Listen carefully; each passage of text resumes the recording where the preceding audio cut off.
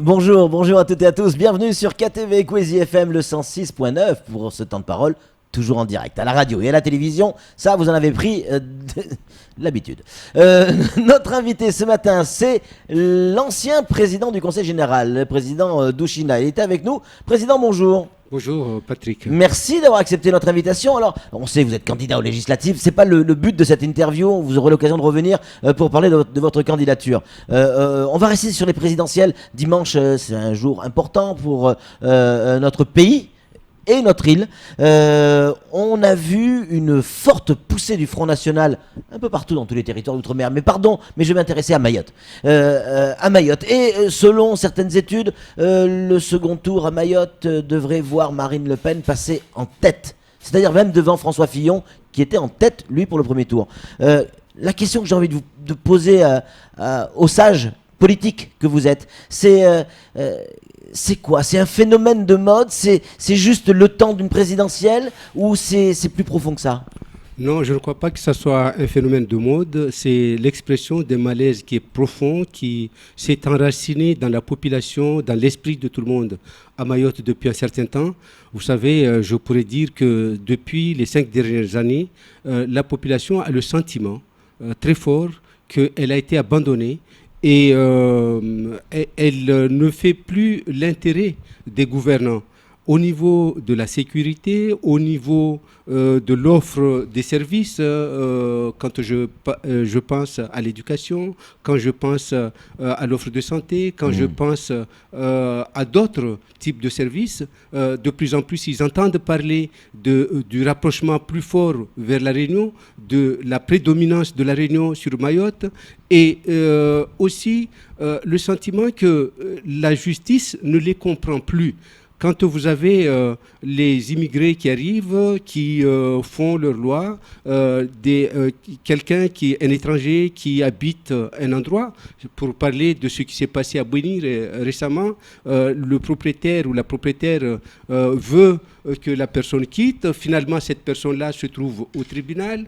Quand quelqu'un se fait agresser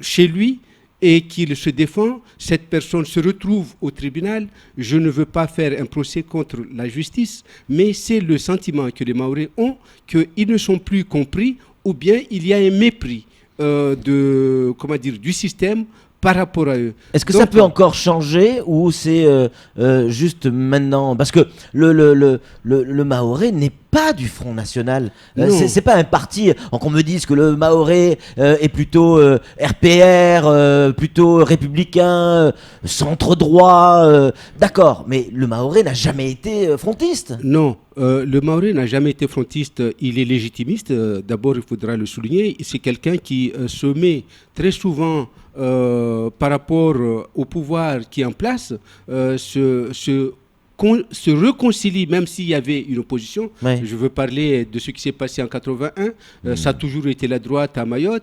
Les socialistes sont arrivés en 81.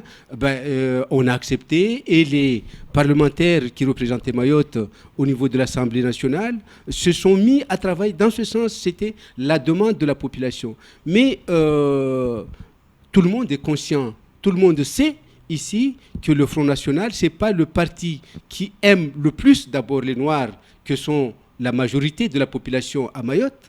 Ce n'est pas le parti qui apprécie le plus la religion musulmane, qui est la religion de la plupart des Mahorais, pour ne pas dire de tous les Mahorais. Donc, ils suivent l'actualité. On a en souvenir ce défilé d'un 1er mai avec cette personne d'origine étrangère qui a été jetée dans la Seine. Tout le monde suit l'actualité maintenant, on le sait. Mais encore une fois, je pense que là, les gens ont envie d'exprimer au niveau des gouvernants, de celui qui va pouvoir arriver potentiellement, éventuellement au pouvoir, qu'il y en a marre. On veut plus de la considération, on veut plus de respect, on veut plus de la reconnaissance de la République. On n'est pas des parents pauvres, mais on est aussi des citoyens à part entière. C'est, à mon avis, quand je discute avec certaines personnes qui défendent Marine Le Pen, il y en a qui ont l'honnêteté intellectuelle de me dire, moi, c'est pas que je suis vraiment convaincu, mais je veux exprimer un ras-le-bol. C'est ça, c'est ce qu'on a entendu également. Oui, je veux exprimer un ras-le-bol, mais après, moi, je me range. Mais moi, je comprends bien cette personne qui dit qu'il veut exprimer un ras-le-bol quand il y a de quoi...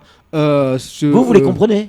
Moi, je les comprends. Alors que vous êtes centre droit, vous n'êtes pas du tout Front National. Non, je suis pas. Et pourtant, vous avez vu avec le CODIM au tribunal aller manifester à leur côté. Oui. Et le CODIM qui appelle à voter Front National. J'ai dit, mais qu'est-ce qu'il fait Douchina? Non, mais c'est aussi la compréhension. Ouais. Moi, je ne peux pas comprendre que quelqu'un se fasse traîner devant les tribunaux alors que, pour moi, il a raison. Je ne peux pas comprendre ça. Je ne peux pas comprendre que quelqu'un qui se fait agresser, qui se défend, se trouve devant les tribunaux. On a l'impression qu'on a un système judiciaire qui est à l'envers, qui n'arrive pas à s'adapter aux réalités d'un territoire qui est là, avec sa culture, avec sa vision des faits. C'est vrai, on est dans une république qui doit être une et indivisible. On doit peut-être se conformer aux lois, mais les lois aussi doivent s'adapter aux réalités des moments. Donc, les lois, c'est les parlementaires qui les font. Oui, effectivement. C'est pas les juges. Non, mais mais en même temps, le juge apprécie. Ouais. Et voilà. Il peut interpréter. Il peut interpréter. Il peut aussi voir au niveau de l'adaptation selon certaines réalités. Quand on parle des fois de légitime défense, souvent on essaie de voir les cas de circonstances atténuantes. Ouais. C'est ça. C'est-à-dire que là, on comprend que cette personne-là n'avait pas beaucoup de choix. Ouais. Selon vous, qu'est-ce qui va se passer au second tour? Qui sera président de la République? Marine Le Pen ou Emmanuel Macron? Je reste convaincu que pas forcément votre avis, hein. Oui, qu'est-ce qui risque de se passer selon vous? Alors, moi je pense d'abord au niveau national. Oui, bien sûr. Aujourd'hui, Macron a des chances d'être élu. C'est lui qui sera président selon vous? Oui, selon moi. Bon, maintenant je peux me tromper. Ouais. Par contre, à Mayotte, je pense que Marine Le Pen sera bien en tête. Et je dis franchement, encore une fois, même si ça peut me choquer, parce que je ne suis pas frontiste, je suis républicain, mais je dis encore une fois que l'expression de colère des Mahorais, je la comprendrai. Je ne blâmerai pas les Mahorais parce que je pense que c'est une occasion donnée pour dire enfin à ceux qui nous gouvernent, il y en a assez. Et vous en avez assez aussi? Vous êtes en colère, vous aussi? Je suis en colère aussi. Vous allez voter Macron ou Front National Le vote, jusque-là, c'est un secret. Donc, oui, mais quand on est homme public, on a envie de savoir. Il y a des gens qui vous aiment bien, qui ont envie de vous suivre et qui aimeraient bien savoir ce que vous allez voter. J'ai dit que j'étais républicain. Je crois que ça peut s'interpréter facilement. Ouais. Mais je disais que si les Mahorais votaient Le Pen, je ne les blâmerais pas. Ouais. Je les comprendrais. Et je pense que c'est dans le rôle du futur, des futurs parlementaires de Mayotte, parce que c'est l'occasion de renouveler à la fois les représentants à l'Assemblée nationale et au Sénat cette année. Donc c'est dans le rôle des futurs représentants de Mayotte aux deux assemblées d'expliquer, d'utiliser cette expression de colère pour dire, écoutez, Mayotte n'a jamais été frontiste, n'a jamais été au Front National. Si cela s'est passé, c'est parce qu'il y a eu un délaissement. Ouais. Donc il faudra qu'on inverse la tendance, plus de considération, plus de respect pour les Mahorais. Si ça se passe comme vous le pensez, c'est-à-dire Macron président et à Mayotte, c'est Marine Le Pen qui arrive en tête. Beaucoup pensent ça, on est d'accord. Mais imaginons que ça se passe comme ça. Ça veut dire quoi? Quel regard va avoir le gouvernement et le président de la République et son gouvernement, donc Macron, sur Mayotte ou sur cette île, le Front National sera arrivé en tête? Est-ce que ça ne va pas devenir compliqué dans les relations? Non, je pense que ça peut surprendre, mais le rôle d'un élu, c'est de comprendre aussi la situation, le pourquoi des choses. Et d'ailleurs, je ne pense pas que Mayotte sera la seule île, le seul territoire d'outre-mer à manifester cette colère. Je ne sais pas quelle est la tendance en Guyane, mais je pense qu'en Guyane, les gens sont aussi mécontents. Ailleurs aussi, on a beaucoup de mécontentement. Même si à La Réunion, situation, le Front National n'emportait pas les élections au second tour, mais il y aura un taux assez important. Donc, partout, je crois que le devoir du président, du futur président, ce sera de comprendre et de faire... Et de tenir compte de ça. De tenir compte de tout ce phénomène et de chercher à renverser la tendance. Ça veut dire à travailler avec plus de considération, à changer beaucoup de choses et pour qu'il soit mieux compris ici. Flo. Pour qu'il puisse avoir la confiance des populations ultramarines. Flo, une réaction? Ouais, justement, dans très peu de temps, on ne va pas l'évoquer précisément, mais il y a les élections législatives, puis les sénatoriales. Si on reste dans le cas de figure qu'on vient d'évoquer, est-ce que pour un élu mahorais, ça peut être un argument de poids pour dire, regardez, ils ont fait 56% là-bas, il faut vraiment s'en occuper? C'est ce que j'étais en train de dire. Je pense que ce sera un argument de poids. Parce que personne ne peut croire tout d'un coup en métropole, à Paris, que les Mahorais, qui étaient vraiment des gens qui demandaient à rentrer dans la République, à intégrer l'Europe, soient tout d'un coup devenus des gens qui voudraient sortir de l'Europe. Parce que Marine Le Pen, c'est la sortie de l'Europe, c'est la sortie de l'euro. C'est aussi la mise à l'écart des musulmans. Donc, personne ne peut croire en métropole que les Mahorais ne veulent plus ou bien auraient renoncé à l'Europe, à leur intégration, à cette place qu'ils ont demandé au sein de la République et ne rien faire. Ce serait grave pour le chef de l'État qui sera en place si c'était Macron de penser qu'il faudra sanctionner les Mahorais. Président, on va parler aussi de politique locale, ultra-locale. On va essayer de parler du conseil départemental et notamment de cette déclaration du président Souabahadine sur les comptes. Où il explique clairement que l'État ne va pas verser l'argent qui était prévu et que... je la fais un peu caricaturale, mais qu'en 2017 et pour les années qui viennent, il va falloir se serrer la ceinture de plus en plus fort et que ça va être très compliqué financièrement pour le conseil départemental. Vous avez été, vous, président du conseil général, vous comprenez ce qu'il dit ?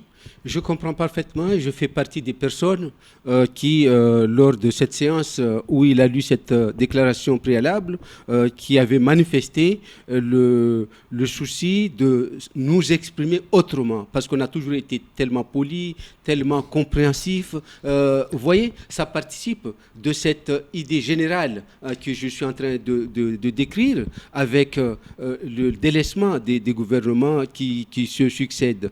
Voyez-vous, ça veut dire quoi, qu'on a été trop gentil, un président républicain, enfin les républicains LR, président du conseil départemental LR, trop gentil avec un premier ministre socialiste? Ben oui, par exemple. Oui, je suis désolé, mais on est des gens qui veulent toujours croire à ce que c'est pas un défaut, à ce qu'on nous dit, à la parole d'un premier ministre. Le premier ministre Valls qui vient à Mayotte et qui reçoit aussi les parlementaires, les grands élus de Mayotte, qui leur annoncent 10 engagements et puis écoutez, quand vous êtes président du conseil général, vous y allez, on vous annonce des mesures vraiment assez intéressantes, vous y croyez, vous donnez un crédit à cette personne. Sauf que depuis un certain temps, nous avons beaucoup de difficultés avec les fonds l'engagement de l'État. Je vais vous dire, c'est des exemples qu'on a vécu. Le 1er janvier 2008, on a ici déjà un transfert de compétences sur la formation. Parce que la formation, c'est de la compétence régionale. Depuis le 1er janvier 2008, on a cette compétence. Oui. Sauf que... on n'a pas les budgets. On n'a pas le budget. Il n'y a pas eu les transferts des moyens. Nous avons engagé, à l'époque, je me rappelle très bien, on a engagé tous les moyens nécessaires pour assurer la formation professionnelle. Et c'était dans les 6 millions, 8 millions. Et on avait du mal à recouvrer cette somme qu'on dépensait.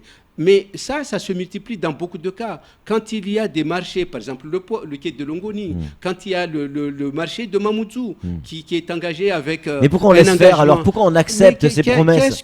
Qu'est-ce qu'on avait? Est-ce qu'on n'est pas trop gentil? Justement, mais on a voulu toujours croire. Donc maintenant, le temps est venu pour nous de ne plus croire, mais en même temps, c'est vraiment l'histoire du serpent qui doit se mordre la queue. On est trop naïf, président? Oui, je pense que jusque-là, on l'a été. Oui. On l'a été, mais vraiment à plusieurs niveaux. Vous avez, par exemple, les parlementaires qui vont à Paris. Très souvent, c'est ce que je condamne un peu de ce côté-là. Vous êtes de la droite, il y a un gouvernement de droite qui est au pouvoir. Vous êtes de la gauche, vous avez un gouvernement de gauche qui est là-bas. Vous voulez être tellement, compatissant, vous comprendre, et vous n'exigez pas. Souvent ici, il y a ce terme de mes amis, nos amis. Et moi, je crois que quand un ministre n'est pas un ami, ça peut être un copain en dehors du jeu politique, mais quand vous êtes dans la politique, vous êtes dans les responsabilités, ce n'est pas un ami. Il faut le titiller, il faut vraiment faire de pression pour obtenir, parce que autrement, il vous roule dans la farine. Lui, il écoute, il entend celui qui quelle crie. Que soit la couleur politique. Quelle que soit la couleur politique. Il entend celui qui crie, celui qui manifeste sa colère. Il ne vous entend pas puisque vous êtes son ami. Donc, vous voyez, on a été trop gentil. Moi, je pense qu'il faut que le Conseil général voit maintenant, et avec la population, avec toutes les forces vives. C'est pareil que ce que vous disiez tout à l'heure par rapport au Front National et le vote, c'est-à-dire que les Mahorais sont en train de taper du poing sur la table. Voilà, donc il faut que maintenant on rassemble toutes les forces vives du territoire pour voir comment se faire entendre. En tout cas, merci beaucoup, Président Douchila, d'être venu sur ce plateau. Très intéressant, on a appris plein de choses. On a compris certaines choses, en tout cas. Vous aurez l'occasion de revenir pour nous expliquer et commenter effectivement les résultats de ce second tour. En tout cas, merci d'être venu. Allez, c'est tout pour ce temps de parole. Tout de suite, la suite de nos programmes.